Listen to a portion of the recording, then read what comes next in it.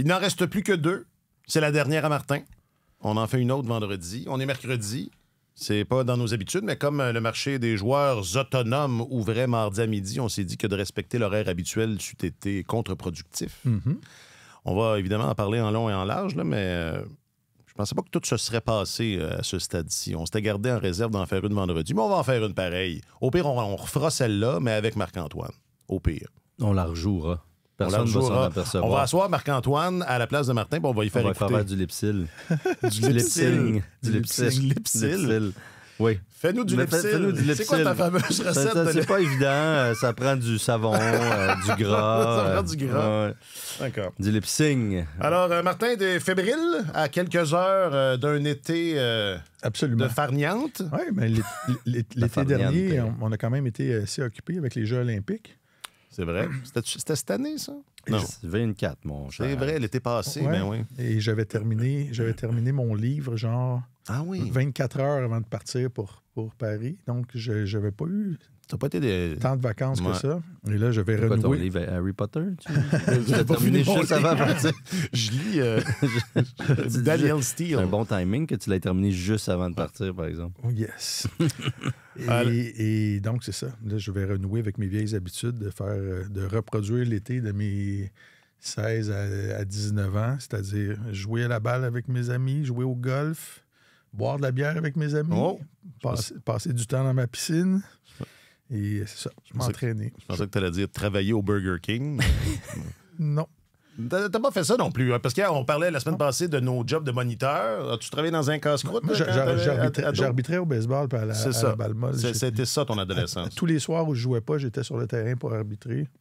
C'était mon emploi d'été. Bon, t'avais pas... OK.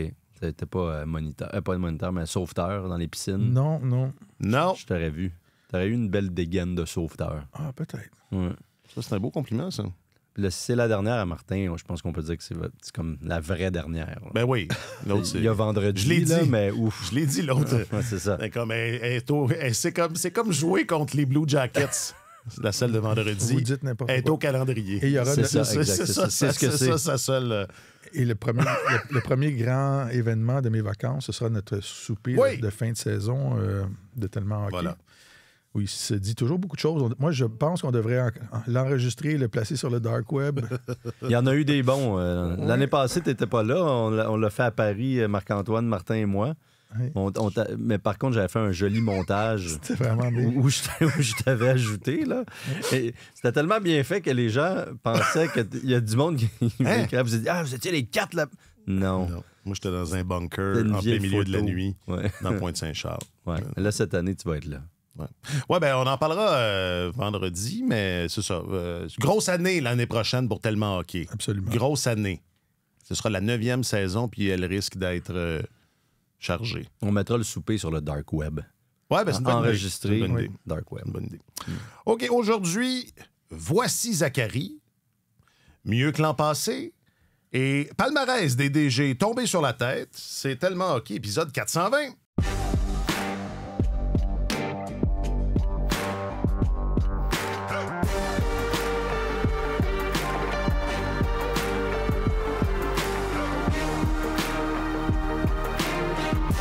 Avec votre chroniqueur principal au service des sports, Monsieur Martin Leclerc. Salut, Martin. Bonjour, messieurs. Oh, c'est l'énergie de la dernière ligne. Oui, voilà. Et votre journaliste affecté aux affaires du hockey, Monsieur Alexandre Gascon. Salut, Alex. Bonjour, messieurs. Je m'appelle Alexandre Coupal. Ben, je pense que je peux aider les Canadiens. Je pense que c'est un gars qui a un bon coup de patin, qui a pas peur de son jeu physique, un gars qui a un bon lancer. Donc, je pense que ça va être d'amener mes meilleurs éléments dans la game des Canadiens. Puis ça va être à moi de me faire une place au camp d'entraînement. Là. Et le voici, Zachary Bolduc, rapidement, qui s'entretenait avec les médias suite à l'annonce de la transaction. D'abord, où étiez-vous quand vous avez appris la transaction? Mais à Brossard. Je travaillais. Mais Brossard by the beach. Avez-vous eu... moi, j'ai fait le saut un peu. Je m'attendais... Que Logan Mailloux parte, ça, c'était pas une surprise, mais que Zachary Bolduc s'amène, j'ai été surpris. J'ai été surpris, je l'avoue. Sais-tu qui a fait le saut? Qui? Zachary Bolduc. Ouais, lui aussi. Lui aussi a été surpris. Lui, il a fait le saut. Ouais. Et puis, quand on lui a parlé hier, bon, c'était par Zoom, mais quand même, on le sentait sous le choc, j'ai l'impression. Puis, bon, c'est correct, là, il va avoir 2 mois pour se faire à l'idée, mais je pense effectivement que ça l'a ébranlé. C'est un joueur qui vient de compléter sa saison recrue, a marqué 19 buts. Les Blues de Saint-Louis sont pas dans une reconstruction. Essaient toujours de se maintenir en vie. Là. C'est un peu leur modèle. Ils sont dans une éternelle réinitialisation. Oui, effectivement, c'est bien dit, depuis des décennies. Puis des fois, ça fonctionne, des fois un peu moins bien, mais ils sont toujours là, tu sais. Alors, il savait que, il l'a dit lui-même, là, il savait qu'il y avait à regarnir la défense et surtout d'aller chercher du renfort en défense pour son équipe. C'était une priorité pour les Blues. Mais clairement, il ne s'attendait pas à faire partie de cet échange-là. C'est établi dans la Ligue nationale, a connu une très bonne première saison, recrue, particulièrement en deuxième moitié d'année. Alors, on sentait que ça l'avait pris par surprise. Puis d'après moi, il y a eu une déferlante de messages, de commentaires à la seconde où ça a été annoncé. Et puis là, pouf, tout de suite, il se ramasse à faire des entrevues avec, évidemment, les diffuseurs officiels, avec le groupe de journalistes, tout ça, se fait bombarder de questions. Alors, je pense qu'il était un peu comme « wow, ça va vite ». C'est correct, puis c'est un tourbillon, c'est normal, ça va passer, il va se faire à l'idée. Puis, donc ça, c'était juste mon impression sur comment lui a vécu ça, mais je pense qu'il était très surpris. Et, oui. Quand tu as 22 ans puis tu viens de marquer 19 buts à ta saison recrue, tu t'attends pas à être je pense échangé, que c'est quelque chose qui commence. C'est ça. Ouais. Puis, il y a eu une très bonne première saison. Moi, je pense que ma première impression, quand j'ai vu ça, j'ai trouvé que cette transaction-là montrait à quel point Logan Mailloux a une bonne réputation dans la Ligue nationale, à quel point il était bien perçu. Une bonne valeur. Comme espoir, même s'il a joué dans la Ligue américaine. Et c'est un gars qui a beaucoup de talent. Le Canadien a mis beaucoup d'efforts au cours des dernières saisons pour le rendre plus fiable défensivement. Peut-être même à lui faire oublier, à l'inciter à ranger un peu ses instincts offensifs parce qu'on disait ce ne sera pas ton travail dans la Ligue nationale, ce ne sera pas ton travail, on a Lane Hudson. Mais il a été très bon. Il a été au match étoile 2 fois dans la Ligue américaine. C'est un gros défenseur droitier, ce qui est une denrée rare dans la Ligue nationale. Fait que finalement, ce sont 2 équipes qui ont fait un échange de bons procédés, qui ont comblé des besoins mutuels. Mais c'est un excellent coup. Bolduc, c'est un excellent joueur de hockey. C'est un gars qui a un bon physique, qui a un excellent tir, qui est responsable défensivement. Et c'est un gars qui est un produit d'une des plus fascinantes expériences qui a eu lieu dans le hockey québécois au cours des 15 dernières années. À Trois-Rivières. À Trois-Rivières.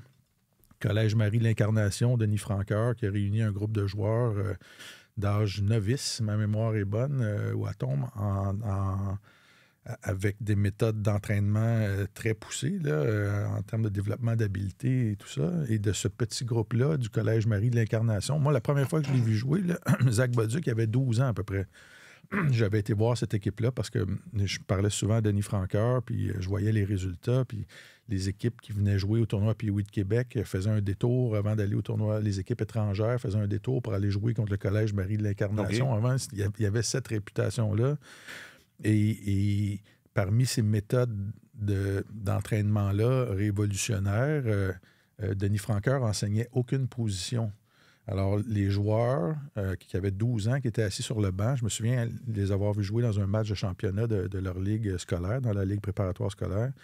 Les joueurs apprenaient simplement à se supporter sur la patinoire. Donc, quand le porteur de la rondelle était placé, les joueurs, naturellement, allaient se positionner pour pouvoir le supporter défensivement, lui offrir des options. Et les gars décidaient sur le banc. Ils étaient 5 sur le banc, puis ils décidaient avant leur prochaine présence. Moi, je vais aller au centre à la mise au jeu, OK? Moi, je vais aller à l'aile gauche. Moi, je vais aller en défense. Puis les joueurs se promenaient comme ça. Fait qu'il y a un sens de hockey. Tu le regardes jouer, Zachary Bolduc, puis tu vois sur la patinoire, il est toujours... Défensivement, il est bien placé. Il est toujours en retrait s'il voit qu'il va y avoir un surnombre et tout ça. C'est un gars qui a un très, très bon sens de hockey. Et de ce petit groupe-là, à un moment donné... il y a eu Équipe Québec Midget qui a été faite, si ma mémoire est bonne, il y avait pas loin de la moitié des joueurs. Il était 7, je pense, ou quelque chose Québec comme ça. Qui venaient de Trois-Rivières. c'est pas un hasard. C'est pas la plus grosse région en termes de hockeyeurs au Québec, là, mais Denis Franqueur avait une forte influence là-dessus. Donc, je trouve ça, c'est juste une petite parenthèse, je trouve ça intéressant. Tu avais gagné les Jeux du Canada, je pense, d'ailleurs, avec cette équipe-là. Oui. Et donc, c'est ça. Il a marqué 19 buts dans un rôle de joueur de quatrième trio, troisième, quatrième trio. Je regardais les statistiques, les 2 derniers matchs éliminatoires des Blues, quand ça chauffait le plus, qu'on avait vraiment besoin d'aller chercher une victoire. Il a joué des 14-15 minutes par match. Là, son entraîneur lui faisait confiance. Alors, moi, je trouve que c'est une belle acquisition. 19 buts à ta saison recrue.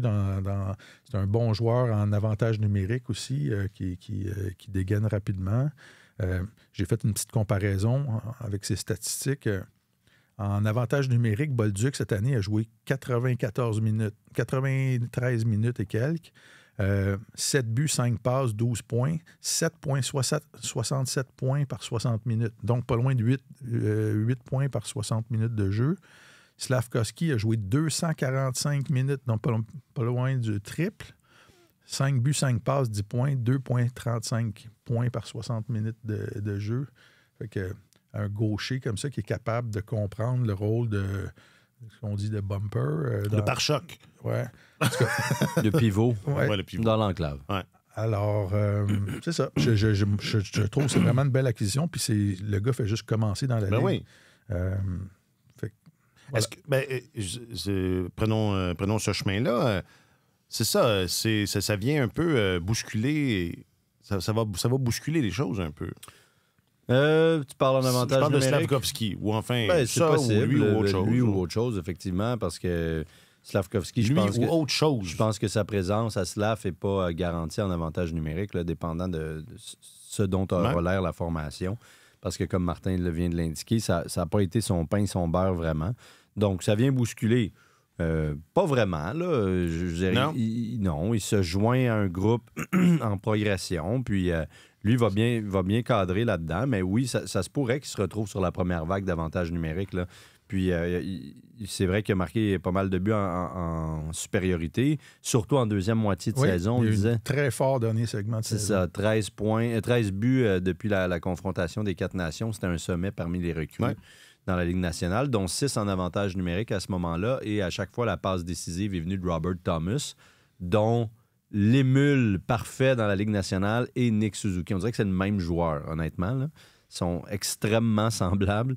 Alors, tu vois qu'il y avait une belle complicité avec Thomas et tout ça. Lui, c'était nouveau pour lui, le rôle de bumper. Là, il en parlait hier, donc a bien réussi à assimiler cette position-là, comment il jouait et tout. Et le Canadien n'a pas vraiment des spécialistes dans l'enclave depuis le départ de Sean Monahan, je dirais.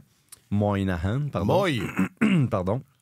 Donc, ça m'apparaît tout naturel qu'il se trouve une place là, effectivement. Puis pour le reste, est-ce que c'est un joueur de deuxième, troisième trio? C'est un peu ça qu'on va voir, mais avec le Canadien, je pense que là aussi, c'est tout un tireur. C'est un bon marqueur de but. 2 saisons de 50 buts et plus dans la Ligue junior majeure avec les Remparts de Québec. Ça me semble être un complément assez naturel à Ivan Demidov, qui est un fabricant de jeux hors pair. Moi, je pense qu'il va rehausser la compétition interne. Ben oui. Parce qu'il est capable d'aspirer à pas mal. À pas mal. Fait qu'il y a les gars qui sont dans le top 6, là. Il va falloir, il n'y avait pas vraiment de confrontation. Il y avait une ligne de démarcation assez nette entre les 2 premiers trios puis les 2 autres chez les Canadiens. Là, tu as un gars qui arrive puis il va pouvoir prendre des chaises, comme dit toujours Martin Saint-Louis. Il va se sauver avec des chaises. Fait que c'est bon dans une équipe d'avoir ça. Là. D'ailleurs, Kent Hughes l'a répété hier, mais il parlait des gardiens de but, ou de blé. Il parlait pas de Bolduc, mais l'idée reste la même. Oui, c'est ça. Ouais. La question n'était pas sur Bolduc, mais je pense qu'il parlait de l'ensemble de son œuvre. Ouais.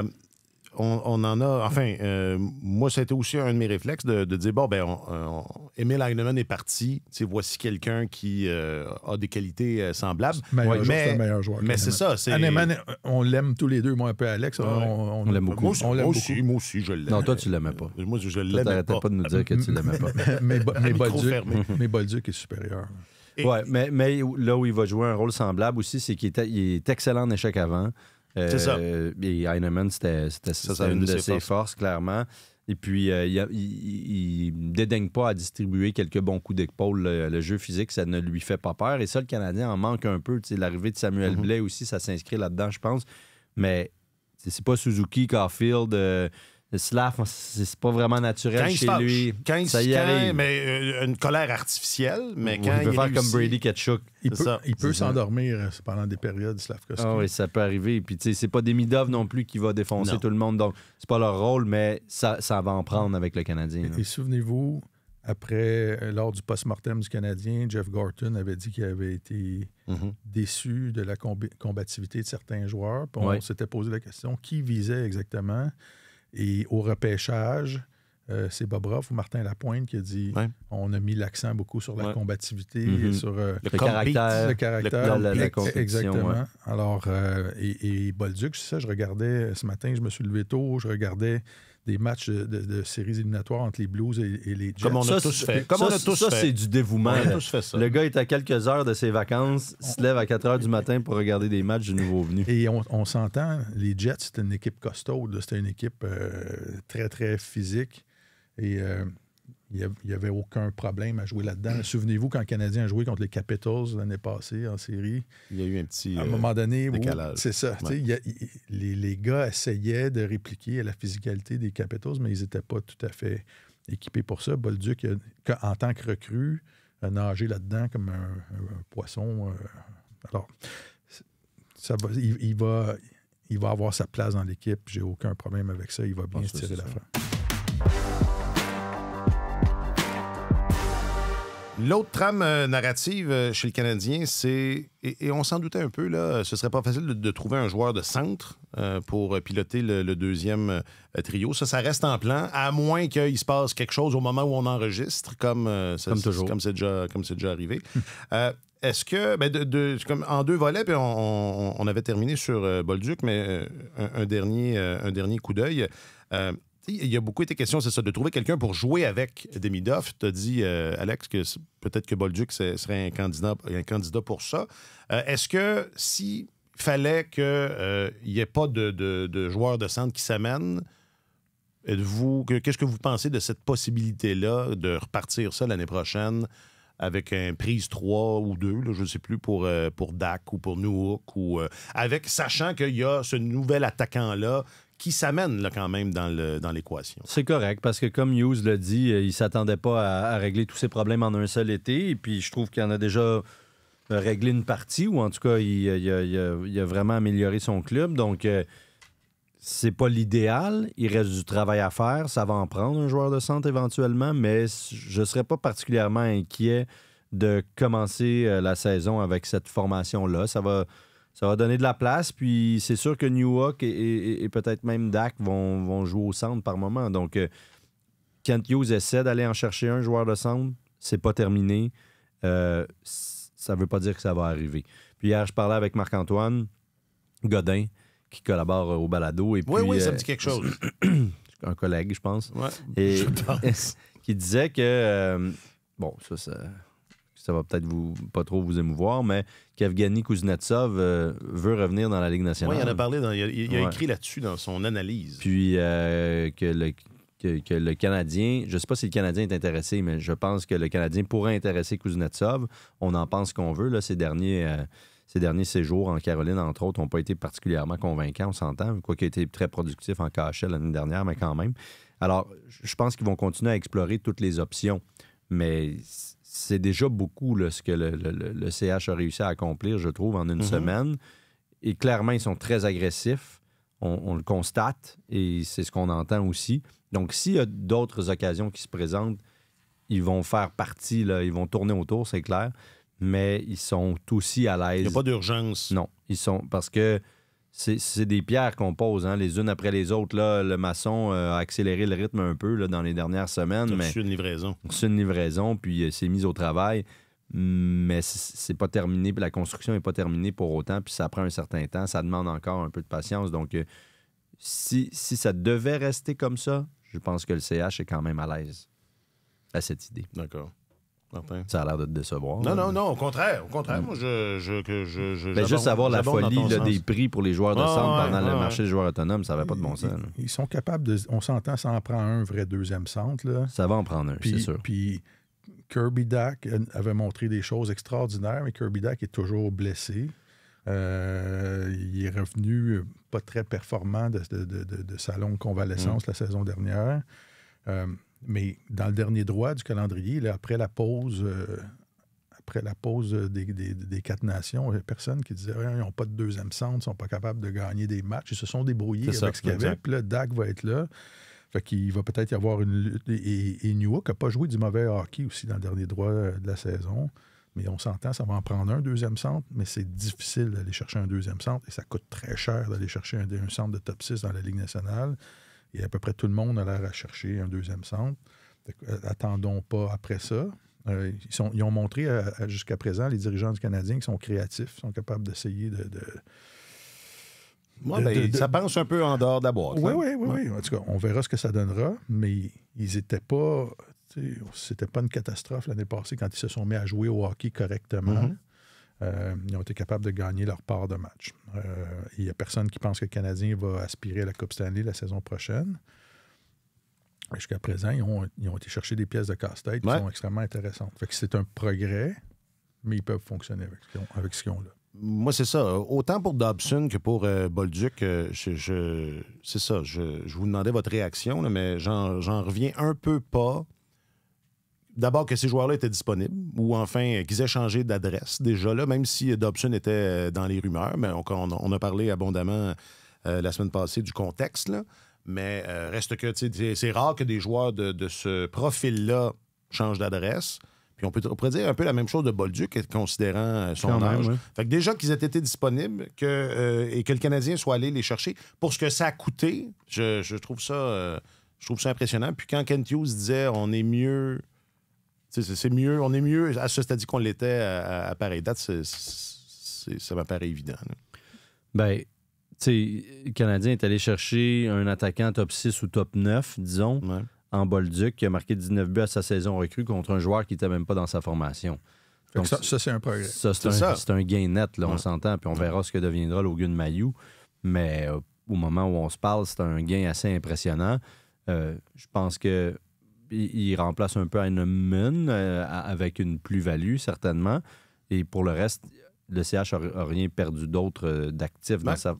à part ceux ceux qui sont partis, là, mais je veux dire en termes de joueurs. Là, et il n'y en avait pas des joueurs de la qualité de Noah Dobson dans cette formation-là. Un vrai défenseur de premier duo, droitier, grand, costaud, tout ça. Et donc, c'est sûr que c'est une équipe améliorée là, au moment où on se parle. Et Mailloux, tu regardes ça froidement, il n'y avait plus de place pour lui dans cette équipe-là. Là.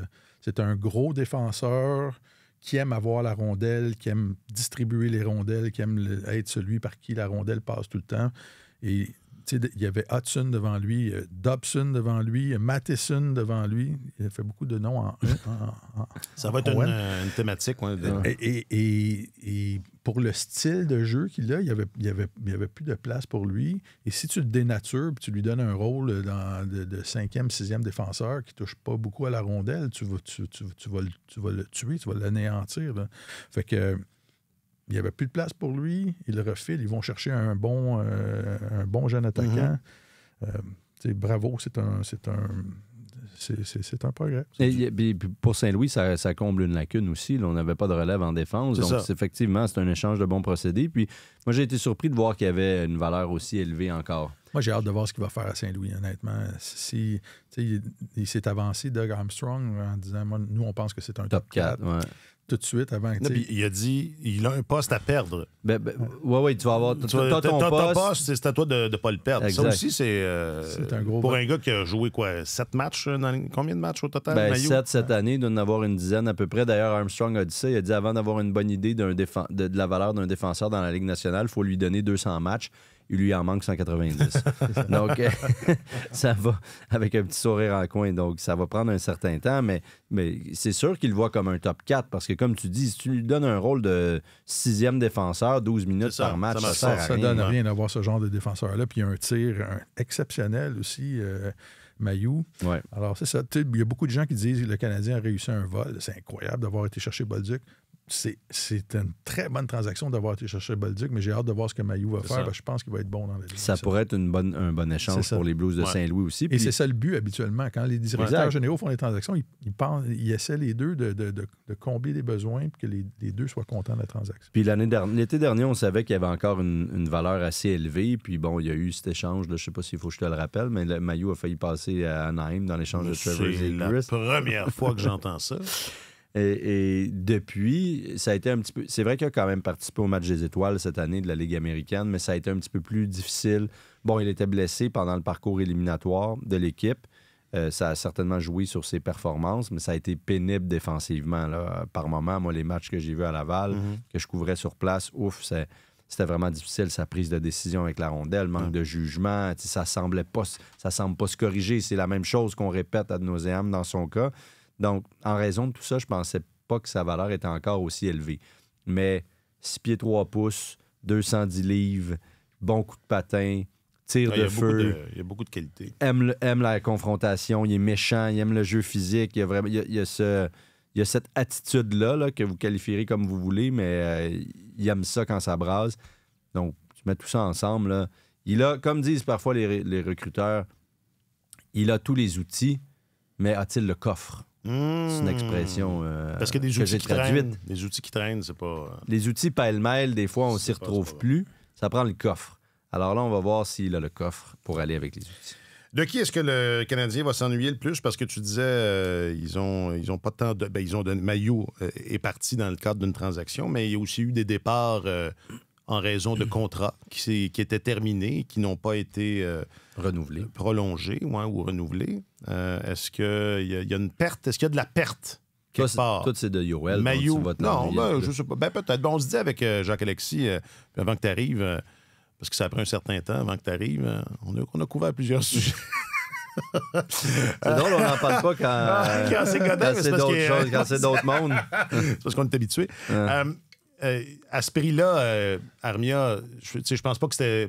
Hughes a dit...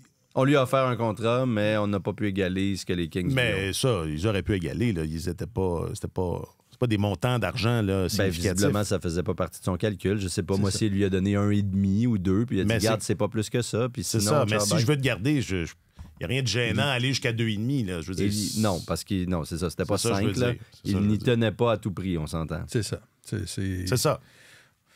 C'est exactement ça. S'il avait voulu l'avoir à 2...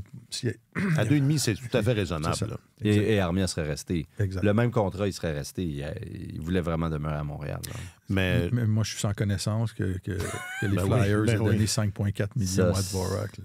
C'est 1 an, cela dit. Là. C'est 1 an, mais c'est 5,4 millions. Peut-être qu'ils se sont dit on a de la marge de manœuvre. Je pense que c'est ça. On a besoin d'un centre, puis il va gagner des mises au jeu, tout ça. Mais 5,4 millions pour un gars qui fait jamais osciller l'aiguille, ou très rarement osciller, qui changeait l'allure d'un match. Écoute, je suis content pour Dvorak. Tant mieux. Il doit se pincer, lui, ce matin. 5,4 millions, ça veut dire que... C'est une augmentation de salaire. C'est une augmentation, c'est ça. Ouais. Déjà, ça. De 1 million. Ça monte, au cours des 4 dernières saisons avec le Canadien, une moyenne par tranche de 82 matchs, 13 buts, 23 mentions d'aide, 36 points. Fait que, c'est un gars qui remporte des mises au jeu, un joueur correct en désavantage numérique, mais à part de ça, c'est pas... Non. Pas grand-chose à montrer. Pour 5,4 millions, écoute, regardez la différence. Puis c'est drôle, j'avais sorti cet argument-là quand Jake Evans était en négociation de contrat. Puis on se dit, le débat, c'est combien il vaut. Puis j'ai regardez dans la même équipe, là, Dvorak, combien il gagnait Dvorak? 4,45 millions. Là, il va gagner 5,4. Tu regardes la différence entre les deux, c'est pas... Il y a plusieurs millions entre les deux, là, puis j'ai de la difficulté à justifier les dollars, tant d'écart que ça entre les deux. Fait que content pour Dvorak. Ça va probablement faire en sorte que Newhook et Dak vont jouer tous les deux au centre la saison prochaine. Ou peut-être qu'on va donner la chance à un jeune... un Kapanen ou quelque chose. C'est sûr que la ligne... Un Kapanen, un Jack Kay, il a joué à l'aile avec les Rockets. Il a joué au centre aussi. La licorne, on va peut-être La l'avoir licorne, arrivé, ouais. 24 buts. Tant qu'elle est une licorne, Ouais. aussi bien... Un quatrième centre méchant. Là. Tu sais, on parle le terme de la combativité. Ouais. Peut-être que le Canadien a déjà sur le tableau un petit astérisque à côté du nom de Jack. C'est possible. Parce que c'est là que des places se libèrent aussi, là, avec les départs de Armia puis de Vorak, là, probablement, enfin, sur le 6 du bas. Oui, la formation. Le 6 du bas. Le bas de la formation. Est-ce que, moi, quand j'ai vu qu'on avait accordé un contrat à Samuel Blais, j'étais pas sûr. Là, après, on a entendu Ken Hughes. Ouais, c'est ça. J'étais pas sûr si c'était un contrat... c'est ça. Là, c'est un meilleur joueur de hockey que Pezzetta. Ben oui. Non, puis en fait, c'est le parfait joueur de 12-13e attaquant. Là. Il a passé la dernière saison avec le Hartford. C'est le Wolf. Abbotsford. Abbotsford, oui, c'est ça, pardon. Abbotsford. Et il a récolté 16 buts, il y a eu une bonne saison. 40 points. Ils ont gagné la Coupe Calder. Il y a eu de bonnes séries éliminatoires aussi, mais il n'a pas joué dans la Ligue nationale, sauf qu'il a déjà gagné la Coupe Stanley avec les Blues de Saint-Louis, connaît le tabac, 29 ans, a pas mal d'expérience. Lui, ça lui fera pas peur ou il ne sera pas offusqué de laisser sa place à l'occasion si ça se présente. Donc, dans ce rôle-là que remplissait Pezzetta, c'est une amélioration directe. Mais il va probablement jouer plus là, parce que Pezzetta a passé pas mal de temps sur la galerie de presse l'année dernière. Mais... C'était inacceptable, honnêtement, dans le dernier droit de la saison, quand le Canadien avait des blessés, puis qu'on insérait Pezzetta dans l'alignement. Tu sais, il est resté toute la saison comme 13e attaquant, là, par mesure d'urgence. Puis quand il y a un blessé, quand le Canadien avait un blessé, puis que l'équipe était sur la route, loin, on faisait jouer Pezzetta, mais c'était comme accepter de jouer avec une main dans le dos. Là. Il ne contribuait pas, Pezzetta. Alors que là, tu as un joueur de hockey qui, quand il va être inséré dans l'alignement, il va se battre. Il va se battre pour garder sa place, puis il va frapper, puis il va changer l'allure des matchs. Là. Il a joué un petit peu avec le Wolfpack il y a 2 ans. Bon. Fallait que je le...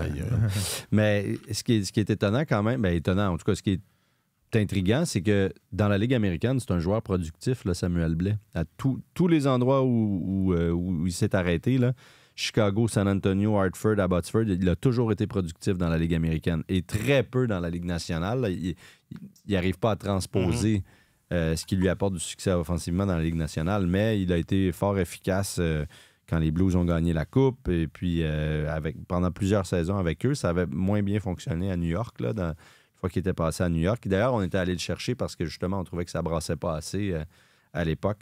Mais dans ce rôle-là, honnêtement, c'est une amélioration sur Michael Pezzetta, à qui on souhaite bonne chance par ailleurs. C'est un bon gars. Un bon gars. Mais qui n'a pas resté ses tablettes longtemps, Pezzetta. Non, puis 2 ans, ça, j'ai été étonné. Hein? Les Maple Leafs, j'étais pas mal sûr que quelqu'un lui donnerait un contrat là, pour lui donner un essai, mais 2 ans, c'était étonnant. Était-ce vraiment nécessaire? Mais tant mieux pour lui. Là, regarde, ça lui apporte un peu de sécurité. C'est un gars de la place aussi, de la grande région de Toronto. Oui, alors, tu sais, c'est le fun pour lui. C'est un retour au bercail, puis tant mieux, mais pour le Canadien, c'est une amélioration. Yoel Armia, il jouait sur la première paire en désavantage numérique. Il était utile. Il était même menaçant offensivement en désavantage numérique. Puis c'était pas le même joueur. Celui qu'on a vu dans la dernière saison et demie n'était pas le même joueur qu'on avait vu auparavant chez le Canadien. Il y a quelque chose qui s'était passé avec lui. Là, on en avait parlé. Il avait travaillé avec un psychologue sportif et tout ça. Alors, quand il était en période de grâce, Yoel Armia, c'était un bon joueur. Il aidait cette équipe-là. Fait que la question, c'est de qui ils vont s'ennuyer le plus. Lui? Moi, je pense que c'est d'Armia, honnêtement. Mais en même temps, le trou au centre fait mal en ce moment. Puis Dvorak, c'est seul bon moment avec le Canadien. Il les a connus dans les 3 derniers mois, les 2-3 derniers mois de la saison. Il demeure que dans l'axe, là, il y a une faiblesse là, c'est clair. C'est l'épine dorsale d'une équipe, comme on dit souvent. Donc, je pense qu'ils vont quand même s'en ennuyer un peu. Là. Il y a un centre gaucher habile. Ils n'ont pas de centre gaucher pour gagner des mises au jeu en ce moment. Mais ça, il y a le comité. Ça va se régler par comité. Ah, mais le comité, tu sais. Ouais. Puis est-ce que ça va prendre monte beaucoup, puis ça donne rarement quelque chose. Oui. Moi, je trouve qu'on place une importance démesurée sur les mises au jeu? Aux mises au jeu. Ah ouais? Mais il y en a qui Parce sont... que c'est une grosse affaire. Il y en a qui sont... Les mises au jeu ne sont pas toutes nées égales. C'est une métaphore. C'est ça. C'est là où moi, je pense que ça a une importance, mais dans des contextes précis.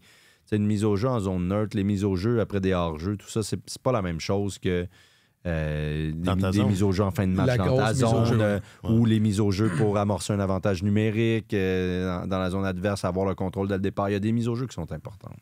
T'sais, je regardais la liste des équipes ce matin qui ont été les meilleures dans la Ligue nationale aux mises au jeu cette saison. Au premier rang. Buffalo. Premier rang, avec pas loin de 55 San Jose, Chicago. Avec pas loin de 55 %, c'est ce qui est très élevé, les Islanders de New York. Deuxième rang, les Maple Leafs de Toronto, 53,7. Troisième rang, les Rangers de New York, 53,6. Après ça, les Sénateurs d'Ottawa.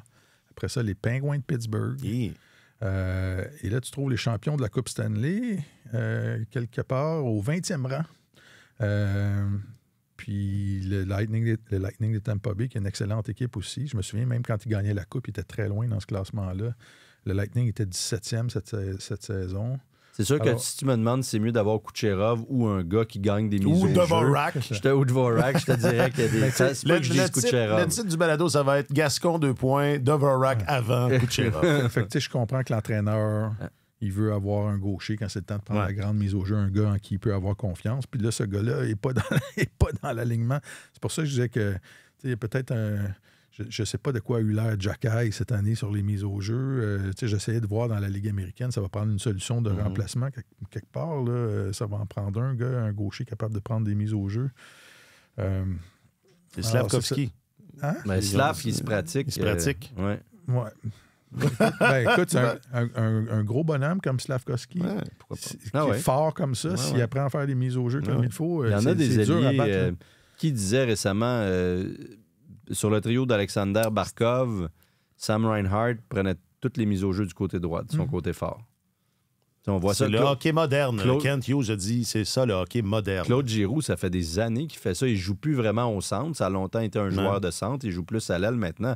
Mais c'est lui qui prend à peu près toutes les mises au jeu, puis il avait encore un taux hallucinant de au-dessus de 60 dans ce classement-là, d'ailleurs. C'est une information utile. Le Canadien était 13e dans la Ligue nationale. Mais ça, c'est pas...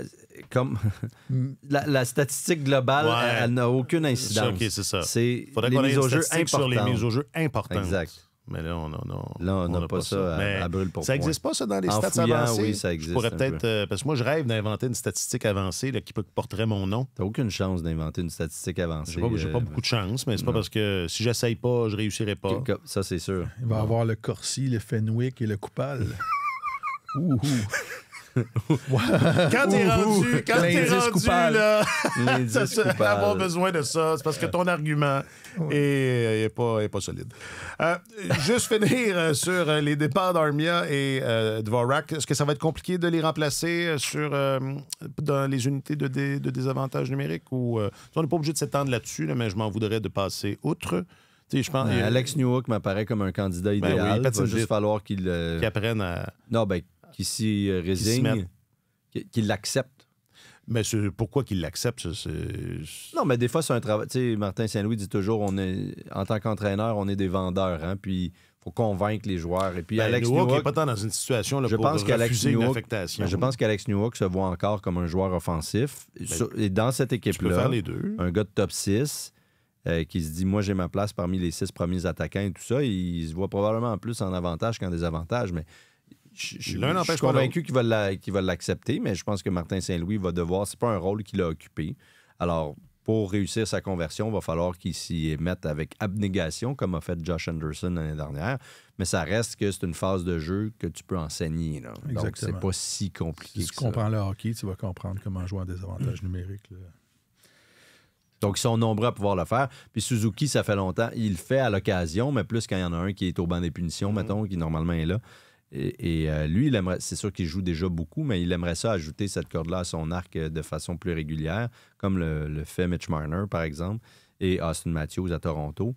Et Suzuki en est parfaitement capable parce que c'est un joueur extrêmement intelligent, puis qui pourrait foncièrement être bon en désavantage. Mais là, en termes d'équilibre pour le temps de glace, ça va peut-être être compliqué à trouver parce que c'est ça, tu n'as pas d'autres centres offensifs très clairement établi, donc ça devient compliqué. Il faut que tu penses comme entraîneur aussi. Il faut que tu penses à gérer tes effectifs. Il faut que tu essaies de trouver des rôles à tout le monde dans ton équipe. Là. Les gars qui n'ont pas de rôle spécifique sur les unités spéciales. C'est bon, ouais, c'est un beau jeu de mots. Mais ça, Gascon, il roule des il faut yeux. que tu répartisses le temps de jeu le plus possible. À un moment donné, si tes meilleurs joueurs jouent en avantage numérique systématiquement et en désavantage numérique systématiquement, ça laisse moins de place. Il arrive un creux de vague à un moment donné, puis tu veux pas voir ça. Bon, Canadiens, on se reverra l'an prochain. Hein, on a fait le tour, c'est assez. Ouais. C'est assez. Oui, on n'est pas à l'abri d'un échange estival, par exemple. Kent Hughes en a fait quelques-uns dans les dernières années. Il travaille, il part pas en vacances, lui. Il travaille tout le temps.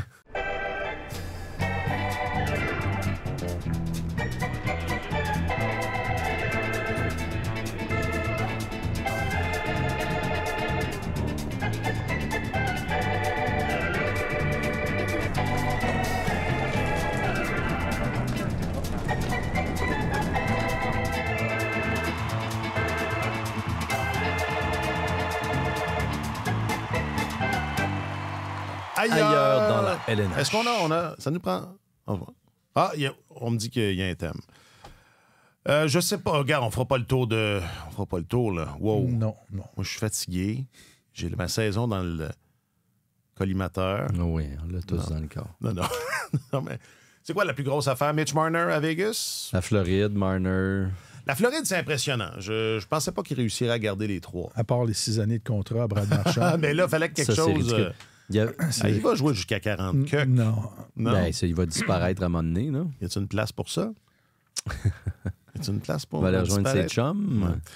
Mais ça reste impressionnant. Ben là, je veux dire, il fallait... Pour que ça marche, là, il fallait qu'il y ait quelque chose qui n'a pas d'allure, là. Mais ça pour l'année prochaine, ça marche, là. Bill Zito disait à Pierre Lebrun, notre collègue de The Athletic et TSN, que des fois... Il dit, en tout respect, Bill disait à Pierre, en tout respect, je tiens à souligner que parfois, vous, les journalistes, les médias n'avez pas en main toute l'information que nous possédons. Forcément, j'espère bien. Ça tombe sous le sens. Ouais. Et j'arrêtais pas de vous le dire que c'était possible de garder les 3. Et bon. D'accord. Et ça, c'est sûr que c'est vrai qu'on n'a pas toute l'information qu'ils ont. Et tant mieux, là, parce que c'est pas nous qui gérons ces équipes-là. Alors, s'ils n'en savaient pas plus que nous, ça irait mal. Mais dans ce cas précis-là, je ne sais pas si c'est une question d'avoir des informations que les autres n'ont pas, là, mais il y a de l'entourloupette fiscale. Là.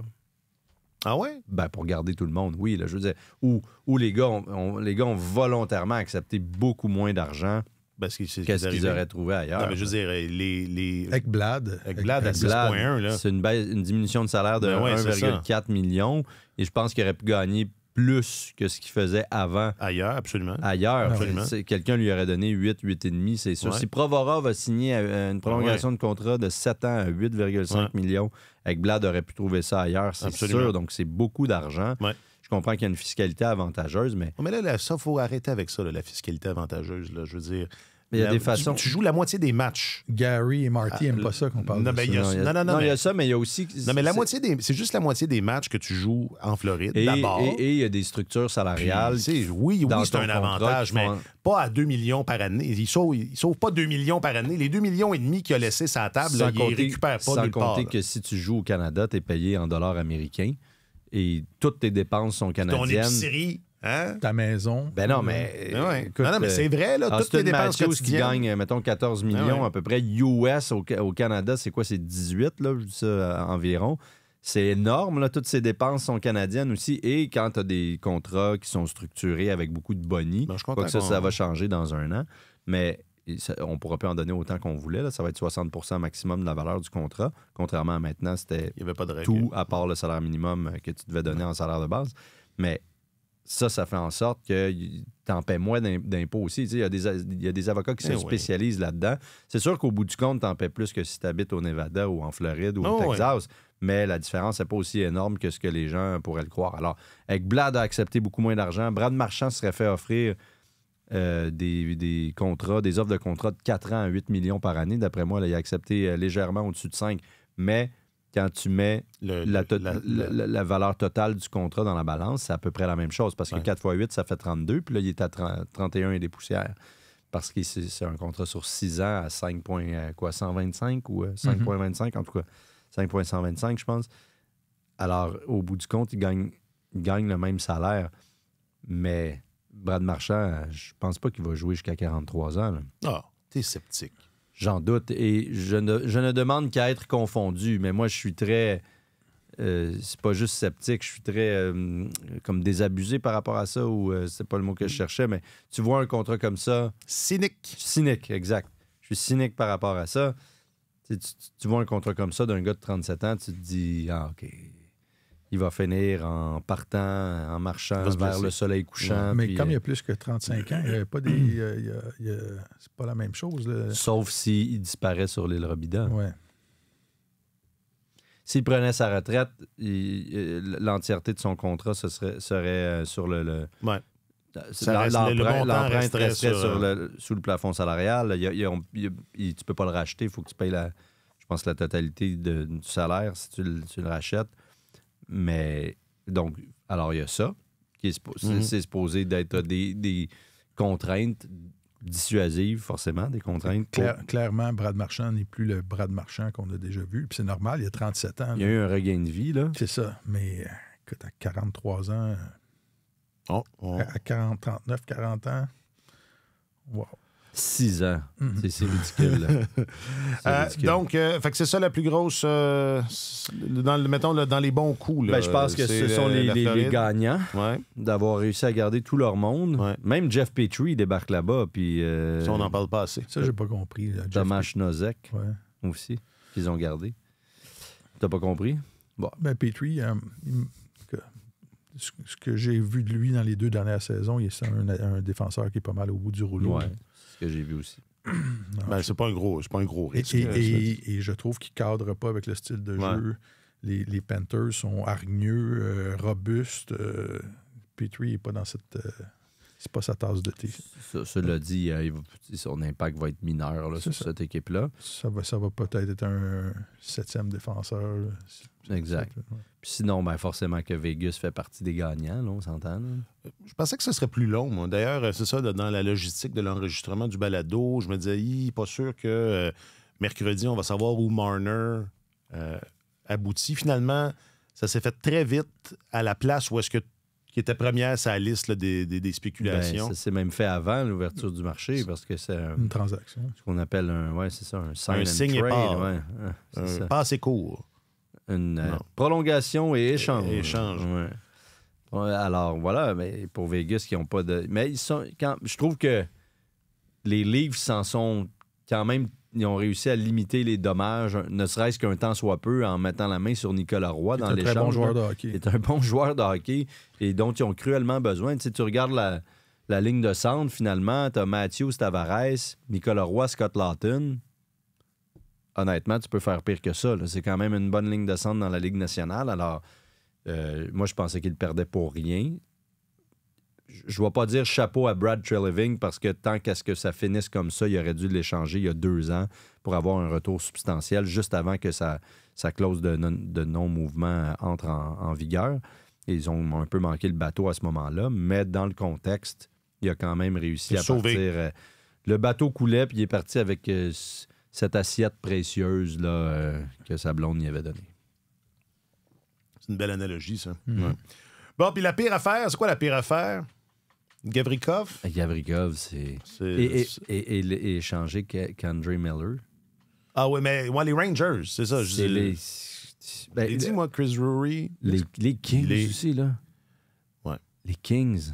Les Kings, on n'a pas eu Marner, donc... Joel Armia, Corey Perry, Brian Dumoulin, Cody Ceci. C'est un comité. Et j'y vois l'influence de Marc Bergevin. Ouais. Je pense qu'il va sortir Eric Stahl de la retraite pour recréer le trio. Edmondson n'est pas là. Oui, Edmondson est là en plus. Pour recréer le trio Stahl, Perry et Armia des séries de 2021. Brian Dumoulin, on le sentait au bout du rouleau. Ils lui ont donné 3 ans à 4 millions de moyenne. Cody Ceci, 4 ans à 4,5. On voyait à quel point c'est la fin de l'austérité. L'ère de l'austérité dans la Ligue nationale est terminée. c'est la flambée des salaires. Les directeurs généraux se sont emballés et Kent Hughes, à mon avis, a bien fait de demeurer prudent et de ne pas s'engager dans la surenchère. Mais je comprends pas ce que les Kings font. Je comprends pas ce que les Rangers font. Puis ça me fait mal de l'avouer, mais j'ai quand même un peu de difficulté à comprendre ce que les Flyers font. Puckpedia disait hier, total des signatures du 1er juillet, 125 signatures, valeur totale 683 millions qui ont été donnés en contrat. Il disait que depuis 2019, c'était la deuxième année où les directeurs généraux avaient le plus dépensé. L'année dernière, il y avait 1,2 milliard qui avait été donné. Oui, c'est ça. Il me semblait qu'on était dans les milliards. C'est quand même la moitié. Ouais. Mais il n'y avait pas de gros noms cette année. Non, il n'y avait pas beaucoup de joueurs. Il y avait très peu de gros noms. Si, le système est fait pour ça. Ouais. Si Bennett, Marchand et Blad avaient tous été sur le marché de l'autonomie, là, ils ne sont pas comptés là-dedans, ces contrats-là. Là. Mais c'est beaucoup d'argent. Puis il faut que tu les bonifies parce qu'ils auraient fait plus d'argent. Ils auraient tous les trois fait beaucoup plus d'argent. En plus, donc tu étais dans le 150. Juste pour ces trois gars-là, tu es dans le 150 millions de contrats faciles. En donnant une année de plus, en permettant de signer pour une année de plus si tu restes avec la même équipe, ça limite beaucoup le nombre de joueurs qui décident d'opter pour l'autonomie parce que la sécurité est un facteur important pour les joueurs de hockey. Et là, avec le prochain contrat de travail, ça va réduire d'1 an encore la durée des contrats. Ça va être 7 ans si tu signes avec l'équipe avec laquelle tu jouais déjà. Et ça va être 6 ans si tu décides d'aller ailleurs. Alors, ça va, je pense, restreindre encore. Ça va resserrer encore. Il y a des gars qui vont y penser 2 fois avant de partir. Et c'est ça, Mitch Marner, c'est ça, ce qui a aidé la transaction, c'est qu'il allait chercher la fameuse 8e année. Là. Ça compte quand tu es rendu. Il est rendu à quoi, là, Marner? Il est rendu 28. Bon, plus 8, ça fait 36. Là, c'est pas mal son dernier gros contrat. Ah, ça, c'est sûr. À moins qu'il fasse comme Brad. C'est un qui l'amène jusqu'à 51. C'est ça. Mais Marner, c'est fou, hein? On dirait que c'était sûr que ça allait être ça, la conclusion, depuis le début. C'est comme, il va à la Vegas. C'est ça. Il est à la Vegas. C'est un peu plate. J'ai hâte de voir l'effet sur le rendement des Maple Leafs l'année prochaine. Marner, il a une grande qualité. Il rendait les gars autour de lui meilleurs parce qu'il distribuait les rondelles. J'ai hâte de voir s'il y en a dont les statistiques vont baisser. Non, puis c'est pas que je veux être larmoyant, mais c'est triste. C'est triste, comme un petit gars de la place. Très mauvaise gestion des actifs, et c'est ça. Mais au-delà de ça, pourquoi? Pourquoi ça a viré comme ça? Moi, j'ai toujours eu l'impression qu'il n'était pas heureux à Toronto. Mais pourquoi il n'est pas... je sais pas... Il n'avait pas eu le contrôle de sa destinée avant, il n'y a pas si longtemps. Ouais. Puis, il y a eu des moments où il a dû l'être, là, mais ça a toujours eu l'air pénible et lourd à porter. Et il a été tellement critiqué plus que les autres. Il a toujours été le bouc émissaire. Il n'a jamais été... Souvenez-vous quand Patrice Brisebois avait été... et se faisait huer par les partisans du Canadien. Puis Bob Gainey était sorti, puis il avait dit que ceux qui huaient... C'était bon. Brisebois, c'est des bâtards, puis tout ça, mais il n'a jamais été... Moi, je pense que... Défendu publiquement. Dans un milieu comme Toronto, un gars comme Shanahan, dont on ne sait pas trop... il me semble qu'il y avait la prestance nécessaire pour sortir. Si vous ne comprenez pas que ce gars-là est un des 10 meilleurs attaquants de la Ligue nationale, vous êtes des imbéciles. Là, puis ça va... Non, mais tu sais, à un moment donné, il aurait pu faire une sortie. Oui. Il faut que tu donnes du soutien. Ce sont tes gars qui portent l'équipe sur leurs épaules. Mais là, ils ont perdu un des 5-6 meilleurs attaquants de la Ligue nationale. C'est une perte énorme. Ah oui, puis c'est ça. Puis il était toujours pris à partie. Puis il y avait beaucoup de difficultés à se distancier de tout ça, puis à ne pas consulter les réseaux sociaux, puis voir ce qui s'écrivait sur lui, puis tout. Puis tu sais, ça a été des années difficiles. Il n'y a pas eu une pas entrée par effraction, là, voyons. Oui. Comment on dit ça, là? Il avait été victime d'un vol... C'était pas chez lui, c'était une attaque armée. C'est ça, c'est une attaque armée. Dans la rue, sur la voie publique. Oui, c'est ça. Il allait récupérer sa voiture ou quelque chose, puis il était avec sa copine, puis ils se sont fait braquer, un braquage. Mais pas parce que c'était Mitch Marner, là. Parce qu'il était là à ce moment-là. Parce que c'était... Non? Je sais pas. Je sais pas, mais... bon, c'est anecdotique, mais... Ça a toujours été difficile à Toronto, puis c'est ça. Je pense que tout le monde lui souhaitait d'aller voir ailleurs, là. C'était pas un gars qui rayonnait. Il avait l'air à porter le poids du monde sur ses épaules. Alors, regarde, tant mieux pour lui, là.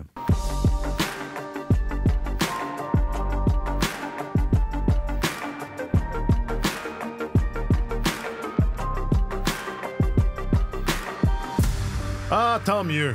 Tant mieux pour lui, tant mieux pour nous autres, je sais pas. Tant mieux pour les Leafs, pas sûr. Ça nous fait plein de nouveaux sujets, c'est fantastique. Mais, pour la prochaine saison. Vegas. Est-ce qu'il y a une vedette qu'ils peuvent pas avoir?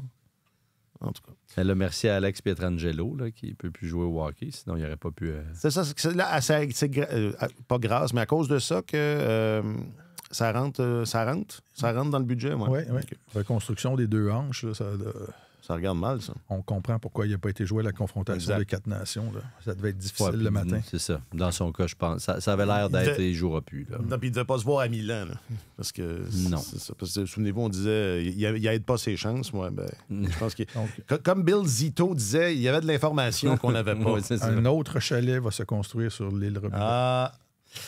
Lui, là, c'est moins... Je pense qu'il pensait se rendre au bout de son contrat. Là. Mm-hmm. Il reste quoi, 2 ans, Pietrangelo? Donc, qu'est-ce que tu dis? Lui, c'est une vraie blessure? C'est pas de la mise en scène? Ce sont toujours de vraies blessures. Ce sont toujours de vraies blessures. Là. Je pense que dans son cas, c'était pas nécessairement prévisible. Il pensait se rendre à la fin. Il y en a pour qui... Peut-être que des fois, quand on signe le contrat, on se dit... Mettons, un exemple récent. Rendu là, on s'arrangera. Mais... je pense pas que c'était son cas au départ. Si seulement on avait un exemple récent de ça.